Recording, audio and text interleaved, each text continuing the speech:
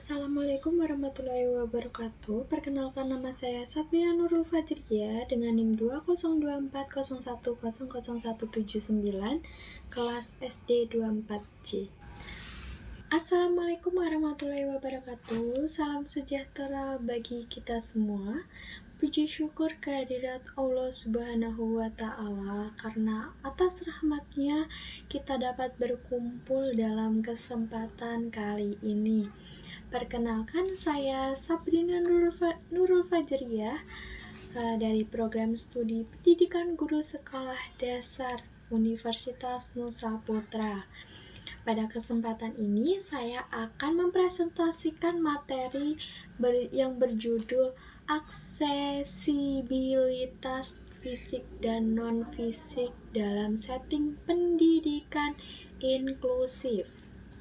Nah, materi ini sangat bermanfaat dan sangat penting karena keberhasilan pendidikan ini tidak hanya ditentukan oleh penerimaan terhadap peserta didik berkebutuhan khusus, tetapi juga oleh tersedianya lingkungan yang mudah diakses oleh semua peserta didik. Nah, pendidikan merupakan hak dasar setiap warga negara sebagaimana diamanatkan dalam Undang-Undang Dasar Negara Republik Indonesia tahun 1945. Nah, dalam pelaksanaannya, setiap anak memiliki hak memperoleh layanan pendidikan yang berkualitas, termasuk anak berkebutuhan khusus. Nah, melalui pendidikan inklusif ini, sekolah membuka kesempatan kepada semua peserta didik untuk belajar bersama tanpa diskriminasi. Namun, pendidikan inklusif tidak cukup hanya menerima peserta didik berkebutuhan khusus.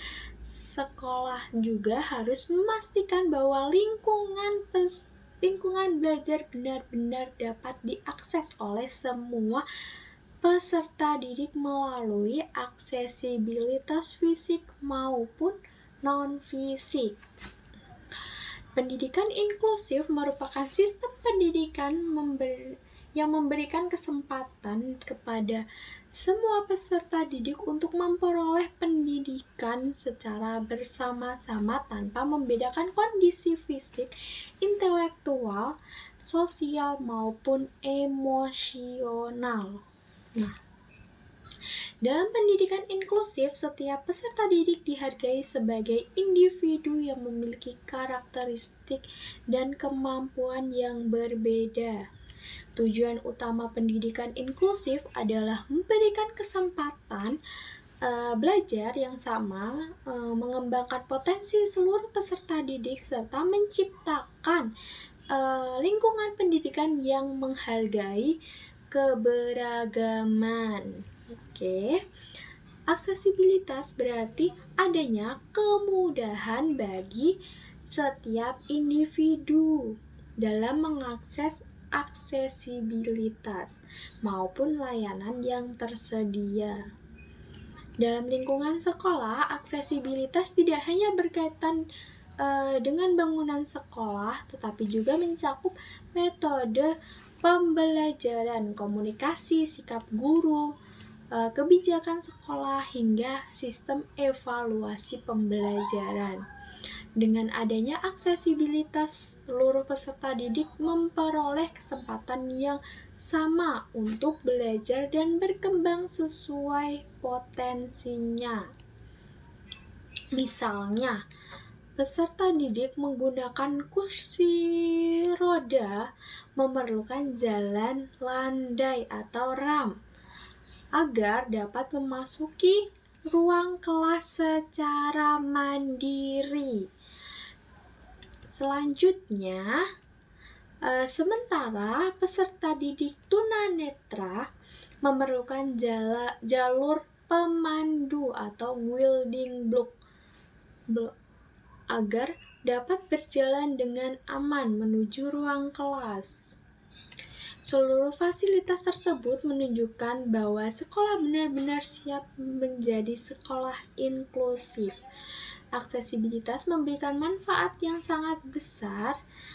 Peserta didik dapat berpindah secara mandiri tanpa selalu bergantung kepada orang lain. Selain itu, lingkungan sekolah menjadi lebih aman, nyaman, dan ramah bagi seluruh warga sekolah, tidak hanya peserta didik yang berkebutuhan khusus.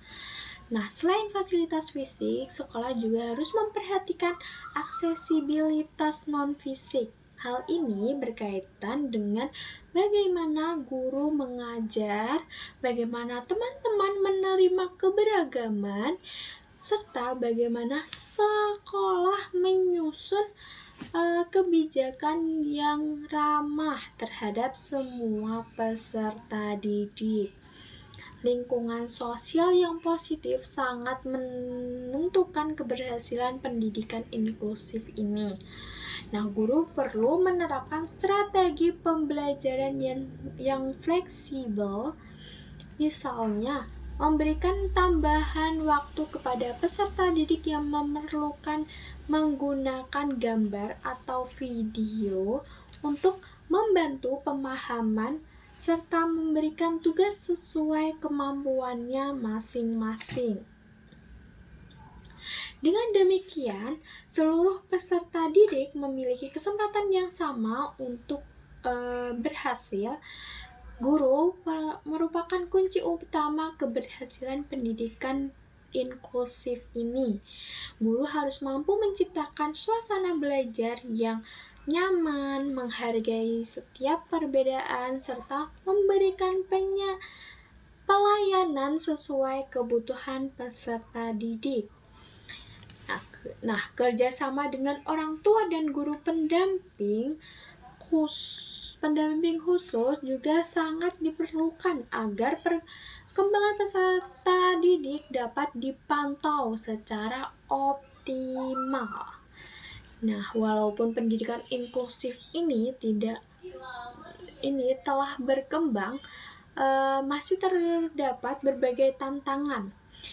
Tidak semua sekolah memiliki fasilitas yang memadai. Selain itu, masih banyak guru yang memerlukan pelatihan mengenai pembelajaran inklusif.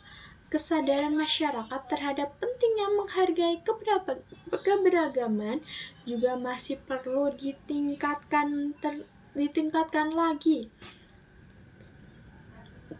Untuk mengatasi berbagai tantangan tersebut, diperlukan kerjasama dari berbagai pihak. Pemerintah perlu memberikan dukungan kebijakan dan anggaran tentunya. Nah, sekolah perlu meningkatkan kualitas sarana prasarana. Guru harus terus mengembangkan potensinya melalui pelatihan, sedangkan orang tua perlu berpartisipasi aktif dalam mendukung proses pendidikan anak. Nah, sebagai penutup dapat disimpulkan bahwa pendidikan inklusif tidak hanya berarti menerima peserta didik yang berkebutuhan khusus di sekolah reguler. Lebih dari itu, sekolah harus mampu menyediakan aksesibilitas fisik maupun non-fisik, sehingga seluruh peserta didik dapat belajar secara optimal tanpa hambatan apapun. Dengan adanya aksesibilitas yang baik, pendidikan inklusif akan mampu mewujudkan keadilan, kesetaraan, dan penghargaan terhadap keberagaman. Demikian presentasi yang dapat saya sampaikan. Terima kasih atas perhatian Bapak dosen. Semoga materi ini dapat menambah wawasan kita mengenai pentingnya aksesibilitas dalam pendidikan inklusif ini. Oke, sekian. Wassalamualaikum warahmatullahi wabarakatuh.